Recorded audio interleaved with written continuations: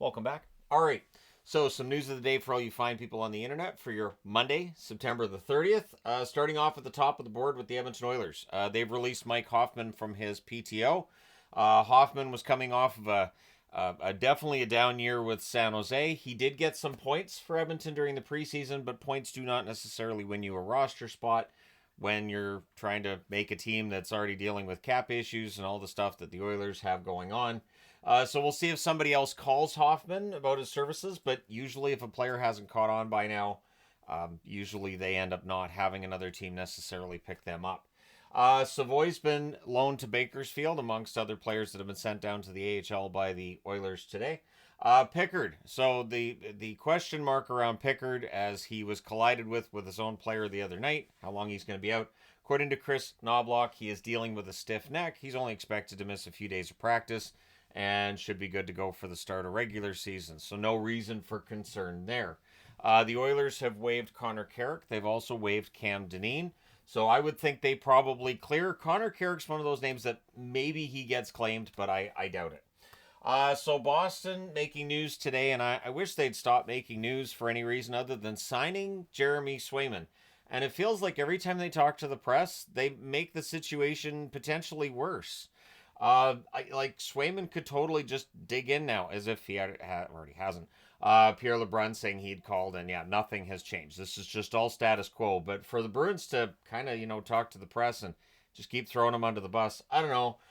Neely saying today, I have 64 million reasons why I'd be playing right now. So it's not 8 times 8 they offered him, is it? Yeah, so that's what he's saying. He's basically saying out loud, we offered him 8 by 8, and he said no.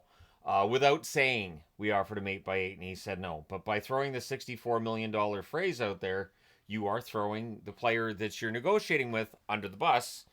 And I don't understand why the Bruins would do that. Don't have a press conference. Don't talk to the media about the situation until it is resolved. So Neely instead could have said, we've made a generous offer. We're still in negotiations, and we're trying to get this done. He also said that Swayman says he wants to stay with the Bruins because he's the last remaining restricted free agent. So when training camp was getting started, we were talking about how many restricted free agents there were. Yeah, now it's just one. And it's Jeremy Swayman. And it definitely sounds like the Bruins and Swayman are on very opposite sides of this negotiation. And I don't know how this is necessarily going to get resolved. I've seen people saying, oh, he's going to get traded. I've seen, oh, this is, all just a ploy and it's no big deal and it's going to get cleared up really quick. It feels like both sides have kind of dug in at this point. Jim Montgomery saying that Jonas Korpisalo is going to be the starter for the first game. That's how he's treating it. So, yeah, if you're a Bruins fan and you're like, when's a good time to get concerned about the Swayman negotiations?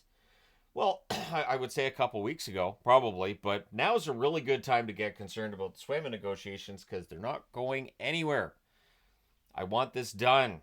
I want Swayman in camp. It's not going to happen. It's frustrating. Maybe if I wore my Swayman jersey in every video until he signs. No, that's not going to work. Anyway, it's not going to work. I don't feel like wearing a Swayman jersey until December because it just feels like this could go on until December. So I don't want to make a promise of something I really don't want to keep. So, yeah, let me know your thoughts and how you feel about the whole thing between Swayman and the Bruins because it's a mess, and I don't think it's going to get better soon. So, anyways, yeah, let me know your thoughts. Bysted has been sent down to the AHL by the San Jose Sharks. It's noteworthy because he was first-round draft pick, so we'll see how long he's down in the AHL. They've put Bailey and Schultz on waivers. They should both be able to clear. Bailey being on waivers tells you San Jose right now has a little bit more depth than they did last year. Last year they picked Bailey up and he played a bunch of games for them. So Bailey being on waivers is a good sign for the Sharks, not a great sign for Bailey. Musty's been returned to the OHL. There was a lot of discussion about Musty last season and through the summer, but they've decided he needs another year in juniors, and that's fine. It's better to give him a year in juniors where he can put up some big numbers rather than have him on a team in San Jose that's probably going to have its struggles, and odds are he probably would have got sat down anyways. So Musty returns to the OHL now.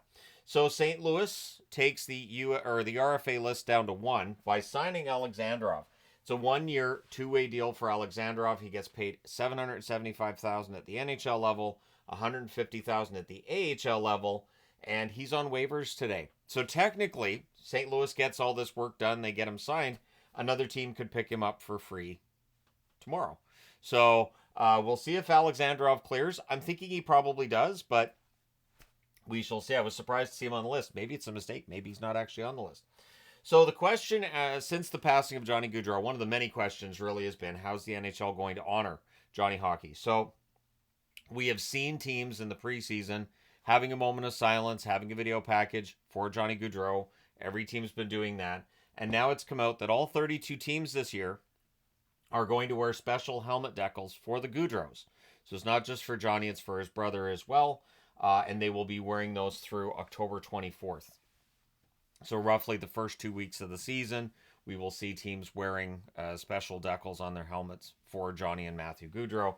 And I think that's a great gesture on the part of the NHL. And again, I think there's probably going to be more that they do here. But that's nice. It's a nice gesture. And so, yeah, we'll see what else the NHL has in store. Laine and Reinbacher. We've been waiting for updates on what's going on now. The Reinbacher injury didn't seem to be as bad as the Laine one, or at the very least not necessarily as consequential. I've seen people saying without Laine now, Montreal's cooked. I think people were overrating what Laine was going to do for Montreal. Just personally, having watched him over the last few years here especially, I think people were overestimating the difference that Laine was going to make. Like, yes, he can be a goal scorer. He can get them 25 or 30 goals. But I don't know how much he would necessarily move the needle, and now we're not going to know for a while. We don't have the timeline on the Laine or Reinbacher injuries at this point. It could be known later today or tomorrow. My guess is, again, you're looking at swelling with a person's knee. You may have to wait for that to go down before you can get a good scan on it. But all the best to Laine and Reinbacher in their recovery. So, yeah. Waiver wire news at the bottom of the board. Boyd. That's Travis Boyd, Brendan Gaunce, Devin Shore, all waived by the Minnesota Wild. So those are 3 names. Those are 3 veterans who can play. Again, they probably clear. Boyd's the one that I look at and say, maybe somebody picks him up. Jacob McDonald's been waived by the Colorado Avalanche. Malott has been waived by the LA Kings. Should get through. Travis Barron and Kevin Connaughton waived by Utah. So they're going to be going down to play for their AHL squad. And the Vancouver Canucks have released Sammy Blais from his PTO. One question that's been out there is whether or not Lekarmaki is going to play for the Canucks this year. I think he will, and I think Blais being released from his PTO tells you the Canucks are pretty happy with the depth they have. If not, I think, yeah, you sign Blais and you have him play 4th line, or, he's a 13th forward. We'll see if anybody else picks Blais up. Again, the guys who get released from their PTOs normally, that can be a signal that the career is essentially done at that point. So yeah, we'll see what happens with Blais or any of the others that get released from PTOs. But let me know your thoughts in the comment section below as always. Don't forget to hit like and subscribe in the event you've not done so already. Thank you guys so much for all your support. I will talk to you again soon.